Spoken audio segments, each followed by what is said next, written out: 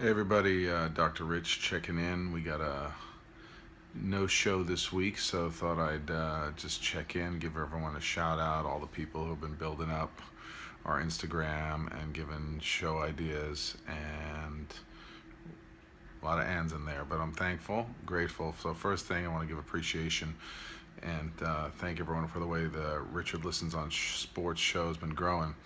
But also wanted to share a little bit, in my summer of baseball attendance bonanza. We just passed the trade deadline, and thought I would, share a little bit about my experience this past weekend at the Giants Dodgers game.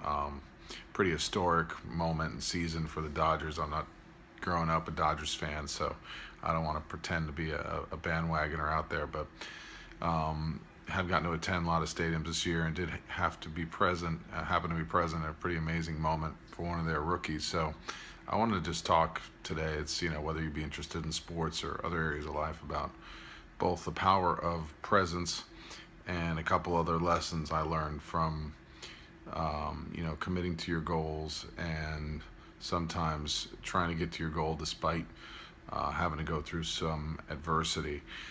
So it's pretty interesting, in reflecting on, in the 11th inning of a tied game that Dave Roberts, the manager of the Dodgers, chose to put up a rookie who'd never batted before in a game deciding decision, who inevitably battled back on a 3-2 count and doubled in the tying and go-ahead runs. And the amazing exuberance of being able to be present and witness that, and to see the sheer joy on his face, and in reflecting on, all the time spent on the bench, all the time in the minor leagues, just looking for these opportunities and then getting to capitalize and contribute in that way. So, and then even as a bystander, as a fan, having to show up, having to sit in like the most uncomfortable, crowded seats, hurting the back, and how, these kind of challenges come up where it's like, well, I don't want to be uncomfortable, I don't want to be squished, so, isn't it better just to leave?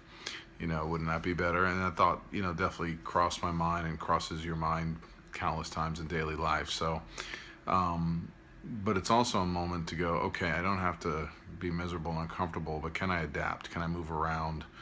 Can I figure out a way to turn this into play, to make this journey more meaningful? Can I turn my minor league stay into a time to connect to one coach, build a bonding relationship with another teammate on a similar work ethic, improve a part of my game? How do I survive these kind of periods of time, whether it be 6 months or several years in kind of a strange remote location?